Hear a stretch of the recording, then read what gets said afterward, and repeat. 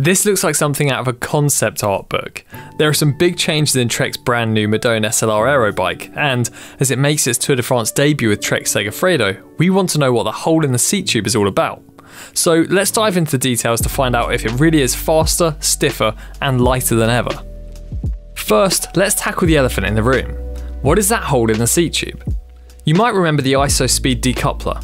Traditionally, the seat stays, the seat tube and the top tube would be welded or moulded together, but as bikes got stiffer, Trek wanted to keep the riders comfortable as possible, so they developed a suspension system that decouples the seat tube from the top tube, allowing the seat tube to flex underneath the rider. The problem is, Trek wanted to shed some weight and help the frame's aerodynamics. So for the 2022 design, they've ditched the decoupler in favour of the new IsoFlow frame design.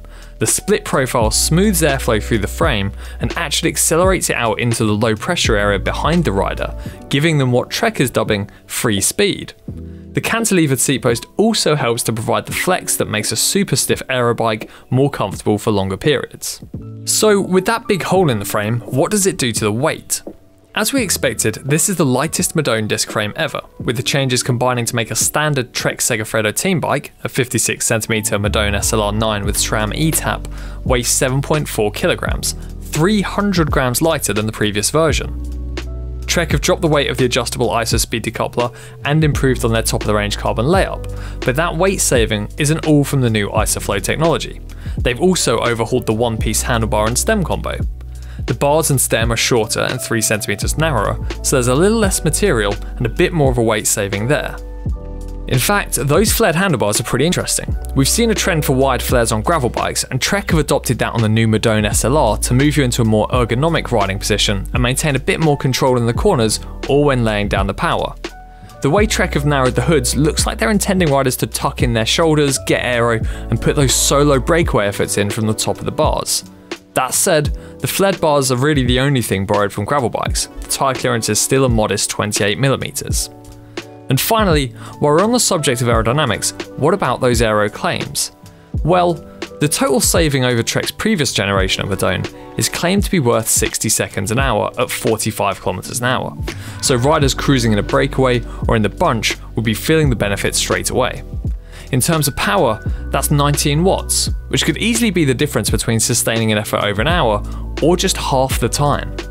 Half of the power saving comes from that IsoFlow cutout, and a few other improvements on the frame make up the rest.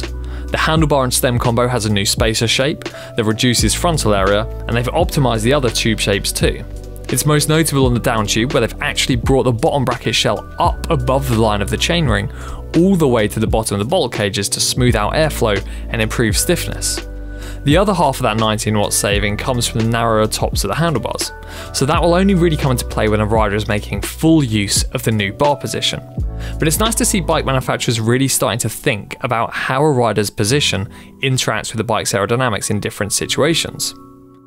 So there we have it. The new Trek Madone SLR got heads turning with a hole in the seat post, but there are plenty of other reasons for the new design. What do you think of the changes? Will this be the fastest bike in the peloton?